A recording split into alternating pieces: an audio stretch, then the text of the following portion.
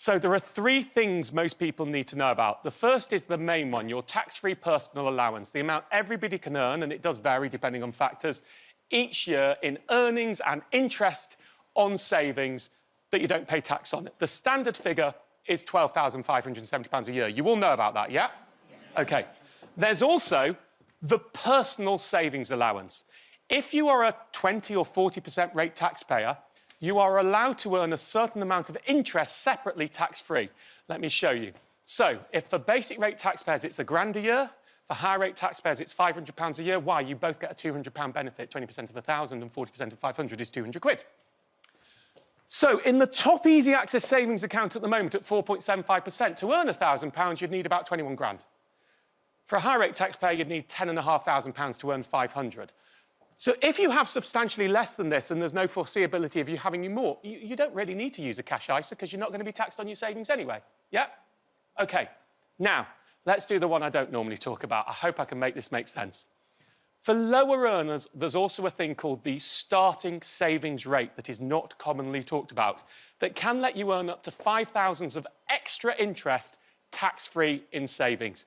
I've tried to design this graphic. Let's have a go. So imagine someone has £6,000 of savings interest a year.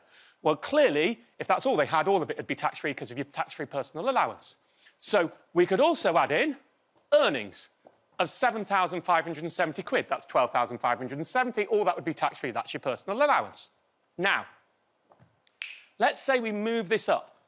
So now your earnings take up all of your tax-free personal allowance. Well, the starting savings rate said, in this circumstance, you can have £5,000 of savings tax-free in savings interest, tax-free, on top of your earnings, plus your personal savings allowance, that £1,000 we talked about it, so that's £6,000. So that would mean you would have £18,570 of combined earnings and savings interest totally tax-free. Now we get to the tricky bit. For every pound you earn, earnings, work earnings or other earnings, above the personal savings allowance, let's say you go up £1,000, you lose £1 of your starting savings allowance. So you go £1,000 above that in earnings, you lose £1,000 of the tax-free here. So now only that £4,000 is tax-free of the starting savings allowance and that £1,000 of your personal savings allowance. Does that make sense?